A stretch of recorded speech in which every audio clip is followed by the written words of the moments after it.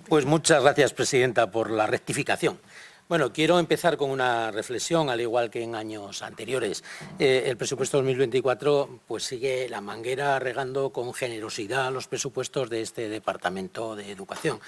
Lo he dicho más de una vez a lo largo de estos años, pero quiero volver a empezar con ello. Es decir, en 2015, una vez descontados la parte presupuestaria que iba directa al Departamento hoy de Universidad e Innovación, Educación tenía un presupuesto de 518 millones de euros. En este 2024 se acerca casi a los 900, 887 millones, 369 millones más.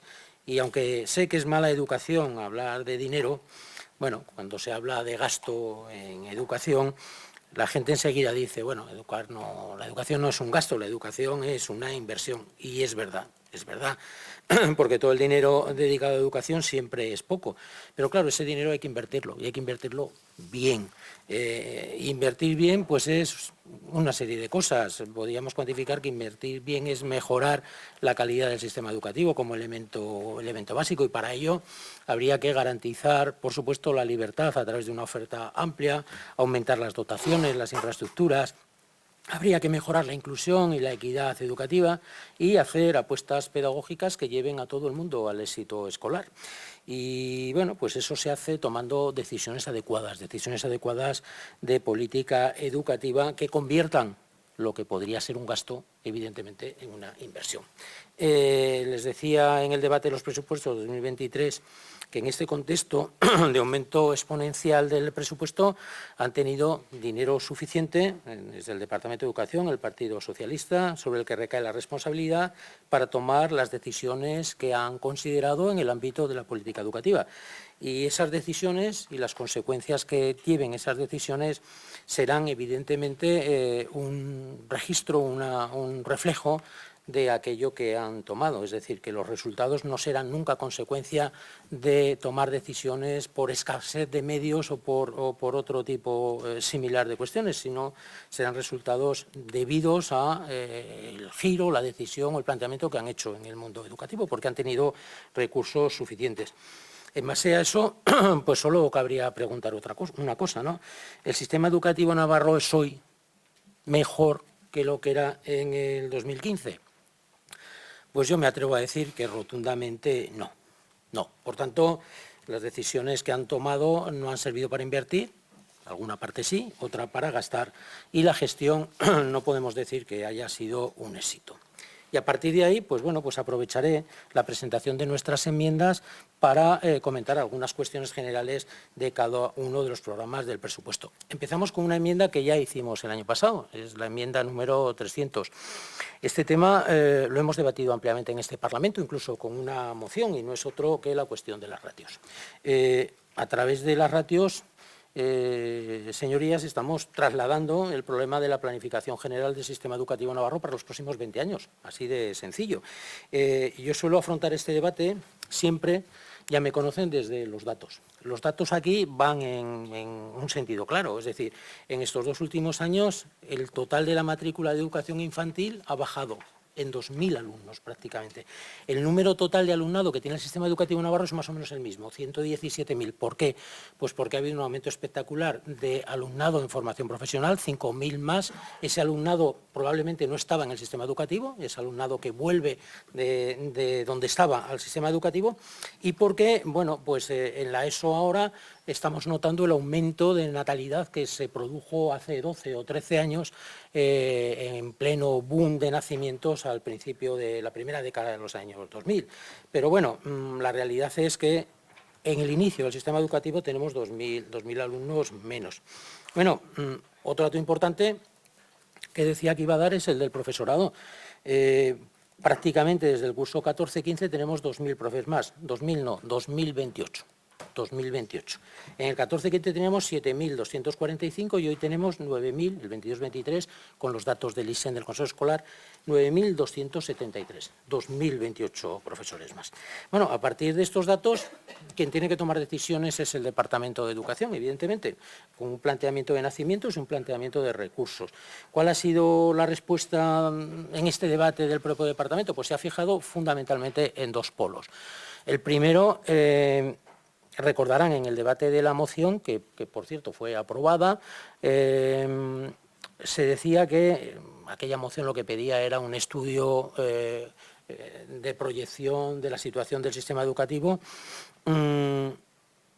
Pero bueno, se decía por parte del Partido Socialista que las proyecciones del Instituto Nacional de Estadística para el año 2036, que lo publica precisamente también el ISEN este año, nos decía que íbamos a volver a tener pues lo que tuvimos en los mejores tiempos, alrededor de 7.000 alumnos, 6.891, me parece que era, o 95, y que se recuperaría en ese plazo temporal pues los 2.000 que se había perdido. Por lo tanto, era una alarma lo que estábamos diciendo y lo que decían distintos grupos en relación a poder ajustar otra vez un sistema educativo que va perdiendo. Es decir, bueno, va perdiendo ahora, pero no va a perder. Por lo tanto, quietos y se acabó.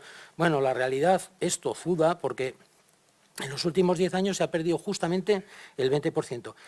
Y hablando de datos de 2 años, en el año 22 tuvimos 4.750 nacimientos y ayer o anteayer publicaba la prensa navarra que en el año 2023 hemos tenido 4.519, 240 niños y niñas menos que el año anterior. El INE, en esa proyección publicada en el ISEN y que hacía referencia al consejero cuando lo ha hablado, nos daba para el año 2023 5.180.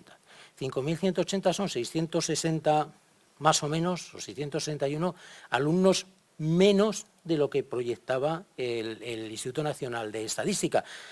Esos son 40 grupos menos, 40 grupos menos. Por lo tanto, si hacemos una proyección creyendo los datos del Instituto Nacional de Estadística y que en el 2036 vamos a tener otra vez 7.000 alumnos y vamos a este ritmo, probablemente estaremos haciendo una proyección, una planificación absolutamente errónea. Bueno, y la segunda cosa sobre la que hemos discutido es que el Departamento, lo ha dicho varias veces en distintos foros, que el coste presupuestario de un desdoble general de líneas se eleva a 131 millones de euros. Me mandaron el otro día la respuesta a la pregunta que yo había hecho en ese sentido. En vista de eso, que no vamos a tener menos alumnos a medio plazo y que el coste es muy elevado, pues no hacemos nada. No hacemos nada, ya hemos hecho, es decir, pues bueno, ya hemos reducido a 20 la ratio en primero de infantil, a 22 la ratio en segundo de infantil para los centros con índice negativo, que en alumnado desfavorecido, pues ya está, ahí nos quedamos. Bueno, presentamos esta enmienda evidentemente porque creemos que no solo se puede, sino que también se debe avanzar en experiencias, no creyéndonos por ahora eso, pero por si acaso, avanzar en experiencias que permitan otras organizaciones escolares, en otras etapas, en otros contextos. No hablamos de una bajada de ratios lineal. La moción que presentó Gero Abay en relación a trabajar con cada uno de los centros que tuviese o que superase algún alumno la ratio establecida, la forma de afrontar eso creemos que es una línea de trabajo que se puede y que se debe seguir. Y por tanto, adelantándonos a esa situación, presentamos esta enmienda en relación a tener pues algún tipo de experiencia que nos permitan en determinados momentos tomar decisiones para ajustar la demanda a la oferta. Bueno, esa es la primera. Nos vamos a meter en algo que todos los años hablamos, que es el tema de las construcciones. Pues bueno, nos sorprende mucho que las enmiendas que se presentan por parte de los grupos que componen la alianza de gobierno son prácticamente en educación todas referidas a dinero para distintos sitios, coles, ayuntamientos, obras o alguna cosa un poco especial como el transporte que presenta la señora Solana. Y se habla poco de educación, es decir, otros años el debate educativo ha teñido muchas de las enmiendas que se han presentado. Este año se presentan pocas por parte de los grupos de gobierno y las pocas que se presentan son pues enmiendas, perdónenme que les diga lo de siempre, de campanario. Lo repito este año porque no lo digo yo solo, lo dice Contos. Esta práctica, bueno, pues no es ilegal, pero es fea, es injusta, y en muchos casos hasta caciquilla, además atenta contra la igualdad de la ciudadanía, ya lo sé, bueno. Pero está claro que si esas obras son prioritarias, deberían ir al plan de construcciones, al plan de infraestructuras, que por cierto, pues el departamento se ha dado prisa y ya la ha presentado. Si esas obras son prioritarias, tenían que estar establecidas aquí. Y si no lo son, deberían concurrir en condiciones de igualdad a las convocatorias para centros de infantil y primaria y centros de primer ciclo de educación infantil, el 0-3. Y para ello, en esas dos convocatorias hace falta muchísimo más dinero que el que ponen. 1,5 millones en infantil y primaria, unos escasísimos 250.000 euros en 0,3. Y esas son nuestras enmiendas 302 y 303.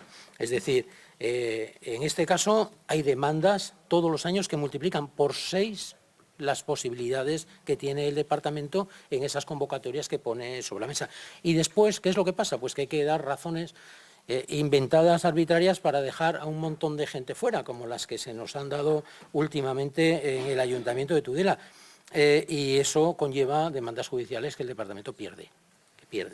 Entonces, bueno, pues es necesario, creemos firmemente que es necesario aumentar esas cantidades para acoger dentro de las posibilidades a la gran mayoría de los centros y de los ayuntamientos respectivos que tienen necesidad de mejoras en sus centros.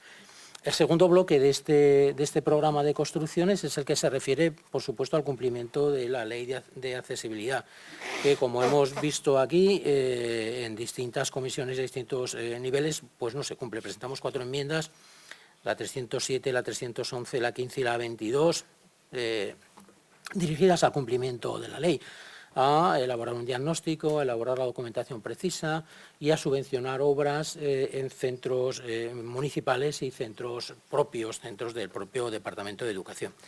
Y para finalizar, bueno, pues una puntualización en relación a esas enmiendas campanario porque tú lo vales, que bautizó cierta compañera la legislatura pasada. Bueno, siguen igual.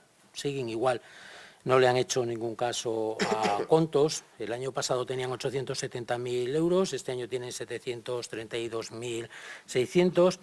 Y no es lo malo en sí este planteamiento, esta forma de actuar que siempre hemos criticado. Lo malo muchas veces son las excusas que están poniendo para justificar la diferencia de trato entre unos ayuntamientos y otros.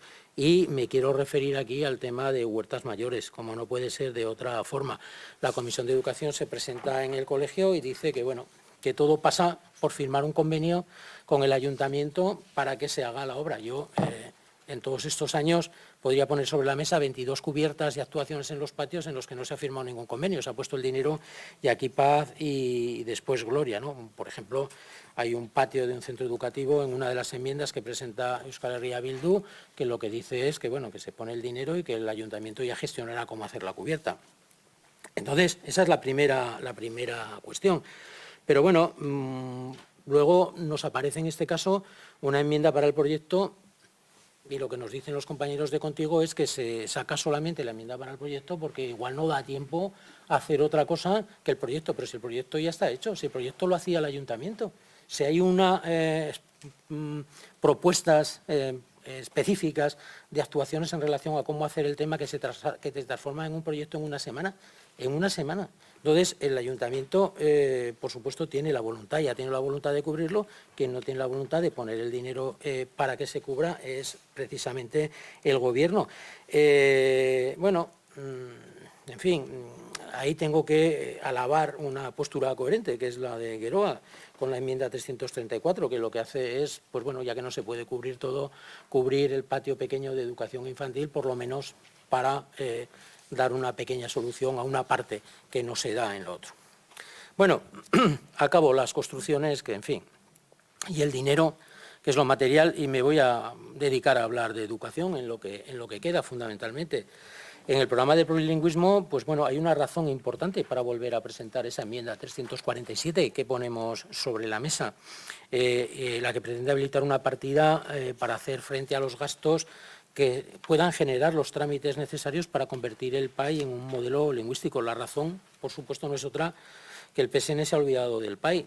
Se ha olvidado del que fue su ejemplo prioritario de buena práctica en la escuela pública, para potenciar la escuela pública. ¿Quién no recuerda aquello de ir contra el PAI es ir contra la escuela pública? Pues eso lo decían alguien que todo el mundo sabe quién es, ¿no? Pero bueno, ahora se ha olvidado. Fíjese, se ha olvidado que en el acuerdo de gobierno solo aparecen compromisos claros acerca de avanzar en el modelo D. Está bien avanzar en el modelo D, pero bueno, se han olvidado del PAI. el PAI y en el PAI, a través de la normativa específica que se aprobó para las enseñanzas plurilingües a final de la legislatura pasada, lo que se hace es darle una patada hacia adelante. Es decir, bueno, el debate del modelo se hará cuando concluya la experimentación del planteamiento de atención a la diversidad que se hace ese modelo. ¿Y eso cuándo va a ser? No antes del 26-27, claro. Antes del 26-27, ¿dónde estaremos? Yo sí, seguramente sé dónde esté, y el Partido Socialista probablemente también, pero bueno, se ha dado una patada hacia adelante y ahí está. No se ha afrontado un tema que está afectando a muchísima gente. Cuando ponemos por delante, por así decirlo, reclamaciones sobre derechos en la escuela, por ejemplo, durante muchos años se ha hablado de derechos en relación al modelo D, nos olvidamos lamentablemente de los derechos de prácticamente el 70% de las familias navarras que eligen matricular a sus hijos en el programa PAI. Y no solo eso, sino recupero lo que decía la señora Solana, que la veo cabecear en el debate presupuestario. Al no ser el PAI un modelo, también nos olvidamos de las personas, de aquellas familias que, tanto antes como ahora, no quieren estar en el PAI. Y no le queda otro remedio porque el centro es PAI y tenían que tener la libertad de sacar a sus hijos del PAI, por supuesto que sí. Decía la señora Solana, ojalá fuera un modelo, decía el año pasado, ¿se acuerda, verdad? Bueno, pues le esperamos a colaborar decidida con UPN en esta tarea, señora Solana. Bueno, en este campo volvemos a insistir en una cosa sencilla, que es el diagnóstico de la enseñanza de las lenguas. Mi compañero, el señor Iriarte, lo ha defendido con mucha eficacia durante mucho tiempo, pero vaya, la eficacia ha sido nula porque no hemos llegado a que se asuma que es necesario un análisis fundamental de la situación de las lenguas en el currículo. No sé por qué les da tanto miedo, ¿no? Presentamos otra vez la enmienda 345, que no tiene otro objeto que conocer el nivel de nuestros alumnos y alumnas en las diferentes lenguas del currículo. Yo a mis alumnos les digo siempre que evaluar es recoger información que nos posibilite hacer un juicio de valor y que nos lleve a tomar decisiones. Si no tomamos decisiones, la evaluación no sirve absolutamente para nada. Por lo tanto, cuando decimos que el País Vasco, que Cataluña, está haciendo continuamente pruebas y evaluaciones acerca de la adquisición de las lenguas del currículo por parte de su alumnado, el año pasado alguien decía aquí, bueno, lo hace para tomar decisiones. Pues por supuesto que sí, para tomar decisiones de mejora. Y por eso hay que hacerlo. Y seguimos con ese veto fundamental a saber el nivel que tienen nuestros alumnos del modelo D en Tudela, o los de castellano en Elizondo, o los de, no sé, o el inglés que saben los alumnos del PAI, que es la única evaluación que se hizo, pero que ya se ha quedado un poco obsoleta porque hace de ello ya prácticamente 8 años. Dentro de este apartado volvemos a presentar una enmienda sencilla, la 348, de 10.000 euros, simplemente de celebración del Día de la Lengua Materna, una recomendación de la UNESCO que calendariza precisamente el día 21 de febrero. Di el año pasado pues, unos datos de la UNESCO sobre el aprendizaje de las lenguas que, con la publicación de PISA, están adquiriendo ahora una tremenda actualidad. Decía la UNESCO que el 40% de la población está estudiando en un sistema educativo en el que aprende en una lengua que no entiende, Claro, con esa situación, hoy, por ejemplo, he visto en un periódico nacional un titular que dice: los alumnos vascos castellanohablantes sacaron mejores notas en el examen PISA que los que eligieron el euskera. Es decir, estamos en un momento en que hay que reflexionar muchísimo sobre los sistemas de inmersión lingüística radical, aquellos que han abandonado en la enseñanza la lengua materna para meter con calzador una lengua que no es la materna. Por tanto, se trata, por supuesto, de una decisión política, pero que va en contra de todos aquellos avances de la neurociencia y en la forma en que aprenden y aprendemos las personas, y que sería necesario, dadas las circunstancias que cada vez son más evidentes y que van generando el debate, que también se estableciera en esta comunidad nuestra. Bueno, hay un reto aquí en Navarra que no se ha tomado aún, que no se quiere asumir, y ese reto pasa por la revisión pedagógica a nivel curricular de nuestro sistema de inmersión y nuestros modelos lingüísticos. Bueno, acabado la parte plurilingüismo, empiezo en la ordenación, formación y calidad, el programa de ordenación, formación y calidad. Volvemos a insistir a través de la enmienda 349 en un tema que para nosotros sigue siendo sangrante y que se asienta sobre el incumplimiento de una sentencia del Tribunal Superior de Justicia de Navarra. Aquella que dice, la sentencia 203/2011, que dice que una serie de libros de texto que se siguen utilizando, yo lo he enseñado en el Parlamento y los he comprado directamente en una librería cerca de aquí, presentan una serie de contenidos, dice la sentencia, referentes a la comunidad foral, totalmente distorsionados desde la realidad natural, histórica, jurídica, social, geográfica y política, y vulneran la Constitución y el amejoramiento. Y ahí están porque una orden foral del consejero Mendoza, la 82/2016, los volvió a introducir en el sistema educativo, tanto en el uso como en el sistema de gratuidad. Aquí vuelve otra vez la utilización política que decía de la educación, que es sino negarse a hacer una convocatoria que se ha realizado durante muchos años para que las editoriales de amplio espectro nacional, las que tienen posibilidad, les salga a cuenta hacer unos libros específicos para el modelo de Navarro con el currículo navarro. Se ha hecho y se ha hecho varias veces. ¿A quién perjudica eso? Bueno, pues yo tengo que pensar mal y decir que solo a quienes quieren que los libros del modelo D ofrezcan una realidad diferente de la realidad institucional de Navarra. Bueno, ¿cuál es el problema? Bueno, pues que el siguiente nivel de utilización política en la educación afecta a quien hoy gobierna en el Departamento de Educación, al propio PSN y a quien era portavoz y ahora es consejero, cuando decía, cuando gobernaba Bildu y era consejera la señora Solana, que vamos a sacar los libros de texto ilegales del sistema educativo navarro. Salía allí en una rueda de prensa, en una foto que he enseñado varias veces. Cuando llegó a consejero se le olvidó anular la orden foral 82/2016, a pesar de que lo pedimos con una moción. Se le olvidó comprobar la utilización de los mismos. Y a pesar de que el propio Partido Socialista nos aprobó en su momento una moción de revisión de cómo se estaban utilizando esos libros y qué contenidos podían distorsionar la realidad curricular y jurídica de Navarra, pues bueno, se nos dijo a final de legislatura que como entra en vigor una nueva normativa, la LOMLOE, y los currículos cambian.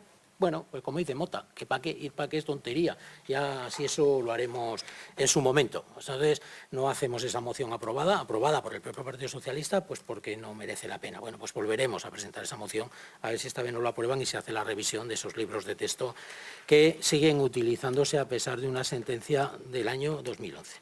Bueno, en ese programa incluimos una enmienda, la 350, la hemos incluido varios años, que es referida a hacer un plan estratégico de educación de adultos. Yo lo he dicho muchas veces, el modelo de educación de adultos viene de hace prácticamente 30 años, tiene una parte lúdica de complemento de una serie de habilidades que en determinados momentos se podían dar dentro del esquema del sistema educativo y no había otras asociaciones o sitios en las que se podía aprender, pues por ejemplo todo el tema informático o cosas por el estilo, pero que ahora pues esas ofertas están en cualquier parte, ¿no? Lo mismo pues qué sé yo, pues de grupos de teatros, de charlas específicas por el ámbito del crecimiento emocional, y el sistema de educación de adultos debería avanzar hacia un elemento de segunda oportunidad, a ser un esquema claro, ya lo es, pero mucho más de encajar, de enganchar a mucho alumnado inmigrante que podría hacer un intermedio, un puente hacia el sistema educativo. Es decir, pero bueno, eso hay que pensarlo, hay que plantear unas líneas estratégicas y hay que tomar decisiones con respecto a la educación de adultos y por eso presentamos, igual que el año pasado, la enmienda 350. En el programa de inspección educativa presentamos otra enmienda, la 353, referida a la evaluación del alumnado. Ya lo he dicho antes, la evaluación es la base de la mejora y por ello creemos necesario que Navarra participe con muestra diferenciada en todas las evaluaciones nacionales e internacionales. Decíamos hace bien poco que Navarra no participó en TALIS y bueno, nos empeñamos en restar importancia a PISA. Miedo me da, no sea que dejemos de participar también. Pero hay que seguir realizando pues, una evaluación diagnóstica que se realiza desde que la implantó la LOE, que ha sido un éxito porque ha sido la base de los planes de mejora de los centros, que el Departamento de Educación siguió haciéndola, aunque la LOMCE del Partido Popular decía que no era obligatorio hacerla y que, bueno, pues cada vez hay que potenciarla más porque, como digo, yo creo que es el elemento fundamental de mejora hoy en día en los centros navarros. Los centros navarros lo asumen como tal y han entrado en una cultura de la mejora continua que hay que seguir manteniendo. Por eso creemos que la partida es muy escasa y hacemos una modificación. La enmienda 351 la mantenemos pues porque, en fin, hay que dotar pues, de más posibilidades a muchas asociaciones que están trabajando en el ámbito de la discapacidad. Supongo que en eso estaremos absolutamente de acuerdo.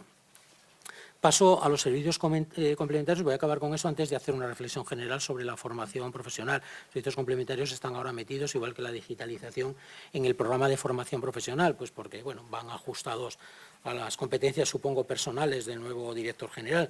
Entonces, en los servicios complementarios hemos planteado tres enmiendas, una referida a comedores, porque bueno, en pleno debate sobre la jornada continua y en pleno proceso de regulación normativa de los comedores que ha lanzado el departamento, me parece que acertadamente nos preocupa bastante que aquel alumnado que no se quede por la tarde, esté en un centro en el que la jornada continua haga inviable el comedor. Va a pasar eso, va a pasar en algunos centros y hemos tenido a las trabajadoras de los comedores protestando en la calle hasta ayer mismo. Bueno, pues se preste ese servicio, se le pueda atender de alguna manera y por lo tanto creemos que no se puede dejar, porque precisamente es el alumno que más lo necesite, a nadie sin esa ayuda para el comedor. En cuanto a la FP dual, la nueva normativa, la Ley Orgánica 33, plantea que toda la formación profesional sea dual. Y durante tiempo nosotros mantuvimos en el departamento una partida para becar al alumnado para que se desplazase a los centros de trabajo a hacer la FCT. En este caso es aún más grave porque va a ser un tiempo más importante, más largo, va a haber más alumnos que se tengan que desplazar a las empresas y en las empresas no hay transporte escolar y en muchos sitios ni siquiera hay transporte. Por lo tanto, hay que reflexionar sobre ese tema, cómo hacemos para que ese alumno pueda desplazarse a las empresas sin peligro y con garantía de seguridad. Y en cuanto al transporte, bueno, ya saben que nos ha dado mucho la nueva licitación del transporte, que hemos tenido un final de legislatura bastante reivindicativo por parte de colectivos, ayuntamientos y tal, que aquello que llegaba ahora no llega, la reorganización no ha estado exenta de problemas y aún así seguimos con un servicio en enriquecimiento injusto, pero había una partida que ha desaparecido, que era ayudas para el transporte escolar para aquellos casos en que no entraban dentro de las ayudas normales.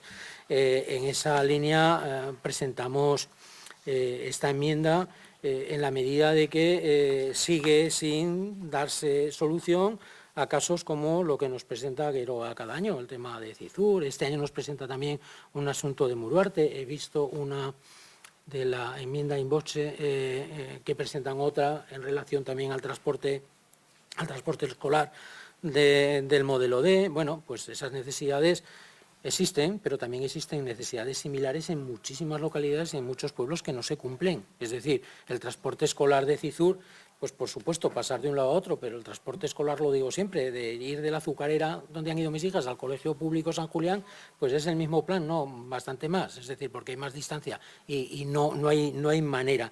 Yo creo que la nueva normativa debería de haber afrontado esos problemas específicos que se dan y no tener que hacerlo cada año por enmienda. Y existen posibilidades a través de convenios específicos con ayuntamientos, a través de organizar algún tipo de transporte con las propias familias. No lo sé, pero planteamos esa enmienda para que exista esa posibilidad y lo que hay que hacer es solucionarlo de forma adecuada y permanente y no presentar cada año una enmienda específica al respecto. Bueno, acabo con la reflexión sobre la FP. Lo dije el año pasado y lo voy a volver a repetir. Lo reconozco y le reconocí en su momento al Partido Socialista haber corregido una enorme disfunción que existía en este país. Yo decía que por fin se habría impuesto la lógica, que era centrar todo el sistema integrado de formación profesional en educación. Tanto la formación para el empleo, la formación continua, la acreditación de las competencias, el diseño de títulos y certificados. Bueno, durante muchos años hemos tenido las mejores instalaciones, hemos tenido los mejores equipos, hemos tenido los profesionales más experimentados y el dinero lo tenían otros. El dinero lo tenía el Servicio Navarro de Empleo y no nos soltaban, bueno, por cierto, nada, no quiero decir ni siquiera cuánto, pero bueno, la vez que más 400.000 euros a partir de toda la cantidad que había. Bueno, pues hemos pasado en FP ahora de 6 millones, que eran los presupuestos más o menos que se tenían entonces, a 30 millones este año. 30 millones en ese programa quitando digitalización, es decir, los 30 millones los cuento solamente de FP, pero claro, el año pasado empezamos con 25, se aumentó mediante modificaciones presupuestarias hasta los 38 y hemos gastado 22. Se nos han quedado 16 millones sin gastar.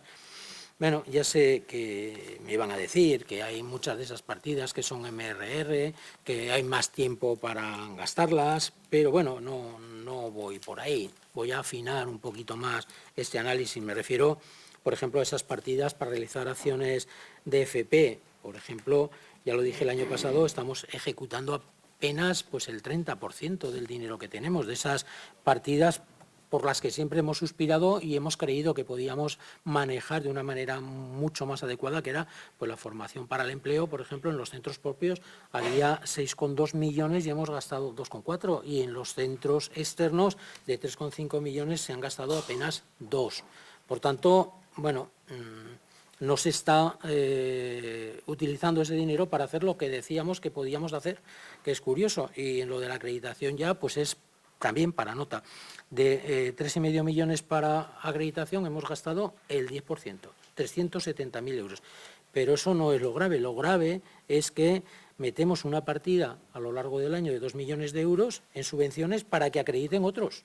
¿Recuerdan el convenio con la Cámara? La discusión, la comparecencia del director general de FP que tuvimos aquí, con una moción y una pedida de comparecencia por parte de Bildu. ¿Saben cuánto han gastado ese convenio? A final de año hay justificados 0 euros. Metimos 2 millones para acreditación, para que acreditaran otros. Bueno, otro asunto en esta línea es el CENAI. Bueno, se extrañaba el año pasado la señora Solana, a ver esto qué es, de dónde salen estas decisiones, ni a los socios nos informa. Hay que pedir comparecencias. Bueno, deberían informar. Yo supongo que ahora ya pues lo habrán hablado, porque de comparecencias no ha habido ninguna con respecto al CENAI. A usted, bueno, no las han pedido, supongo que porque tendrán la información y les habrá parecido bien. Nosotros no tenemos esa información y la pediremos y pediremos las comparecencias que sean necesarias. El CENAI ha pasado en mis tiempos y en los tiempos del gobierno de Gueroa de ser el ejecutor de programas de idiomas que pensaba y ponía en marcha el Departamento de Educación en algo que, bueno, yo tampoco sé cómo calificar. No voy a decir la palabra chiringuito que salió aquí el año pasado, pero en fin, tanto es así que el año pasado se le mete la friolera de 4,5 millones de euros para diseñar ciclos bilingües y algo que no es otro que el reciclaje de los trabajadores, pero que porque quede mejor les llaman reskilling y upskilling, que bueno, quedará muy bien, pero es eso, es el reciclaje de los trabajadores, de los cuales se ejecuta poco más de 1 millón de euros. Pregunto, ¿la definición de esas necesidades las debe de hacer una empresa externa? Y por tanto, dinero como el que se le pone al CENAI y los técnicos de la casa, los grandes técnicos que tiene la casa. Bueno, acabo como acabé el año pasado, con esa reflexión que como persona que ha dedicado su vida a la formación profesional, más que me preocupa, me duele. Hacía una pregunta el año pasado. A la vista de los datos que se ponían sobre la mesa y estos que se confirman este año, ¿estamos externalizando la FP? ¿Estamos diciendo que nuestra red de centros, nuestros profesionales, nuestro esquema de gestión no nos sirve para dar respuesta a las necesidades de los sistemas productivos, del sistema productivo navarro? Ahora que tenemos los medios que siempre hemos reclamado, no somos capaces de desarrollar y planificar y además de impartir la formación, tanto reglada como de empresa y de empleo, y de acreditar las competencias, y lo tenemos que encargar a otros.